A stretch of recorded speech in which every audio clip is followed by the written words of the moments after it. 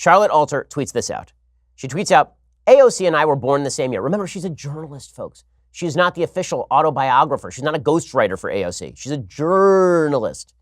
Quote, AOC and I were born the same year. She was a Dunkaroos kid. I liked fruit roll-ups. People our age have never experienced American prosperity in our adult lives, which is why so many millennials are embracing democratic socialism.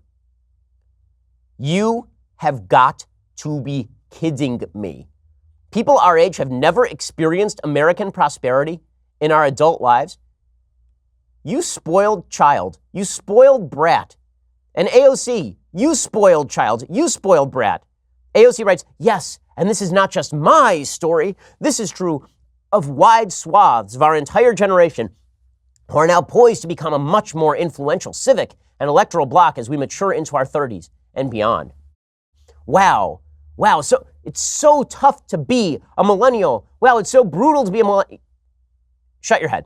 Honestly, shut your head. You don't know what the hell you're talking about. You are living the best life any people have ever lived on planet Earth. You're living in a country where you can say anything you want. You're living in a place where you have more income than anyone in history, where with a touch of a button, any product anywhere on Earth will arrive at your door in 3 days for the cheapest available price. You're living in a world where your chances of starvation are zero, where your chances of homelessness are effectively zero if you have any sort of social fabric or any money at all. A world in which you live in a nation with 3.8% unemployment and 7 million unfilled jobs, where your poverty line involves having a microwave, a car, a stove, and a TV. You're whining about poverty? You? Charlotte Alter is whining about poverty? Really? Okay, Charlotte Alter also tweeted out, in order to understand AOC, you have to look at what she experienced and what she didn't. Red Scare, Reaganomics, and prosperous 90s were all before her time. Her adulthood was defined by financial crisis, debt, and climate change. No wonder she and her peers are moving left. If you think that living in the 2000s and the 2010s is brutal, you're a doof. You don't know anything about history. You don't know anything about any place else on planet Earth. You're dumb. You're ignorant. I mean, I don't mean to be insulting, but I do. I'm sorry. I do mean to be insulting because these ideas are laughable. Charlotte Alter complaining about the difficulties of millennials. Let me tell you something about Charlotte Alter, okay? We're going to talk about for a second who this woman is who is claiming that as a millennial, you have never experienced prosperity. Charlotte Alter was born in 1990.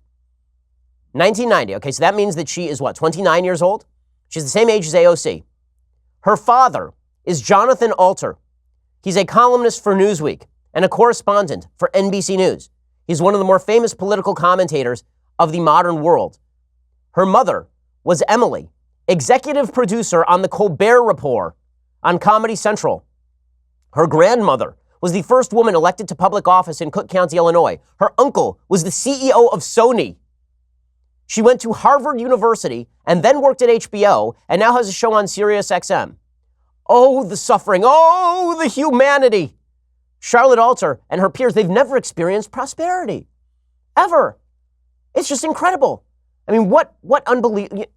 Listen, I know that there are some people in America who are experiencing poverty. I know there are some people in America who grew up in single-parent households and really had to struggle to get ahead. I know there's some people in America living in areas where the jobs have left, but they're nothing compared to Charlotte Alter. I mean, my goodness.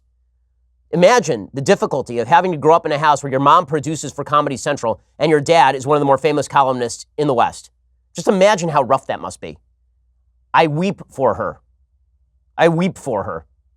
It's always astonishing to me to watch people who've really had it pretty good in the United States whine about how rough they have it in the United States. Like me, I've had it great in the United States. I don't whine about having it rough because I've had it great. Okay, and I grew up in a 2-bedroom house in Burbank, California that fit 6 people. It was like an 1,100 square foot house. It fit 6 people. It had 1 bathroom. I slept in the same bedroom as my 3 younger sisters until I was 11 years old. And you know what? My life was phenomenal. I had 2 parents who loved me. I lived in a neighborhood where all of us knew each other. There was a social fabric because America is freaking great. America is terrific. Millennials whining about how rough they have it while chomping down on avocado toast is one of the more obnoxious phenomena of our modern world.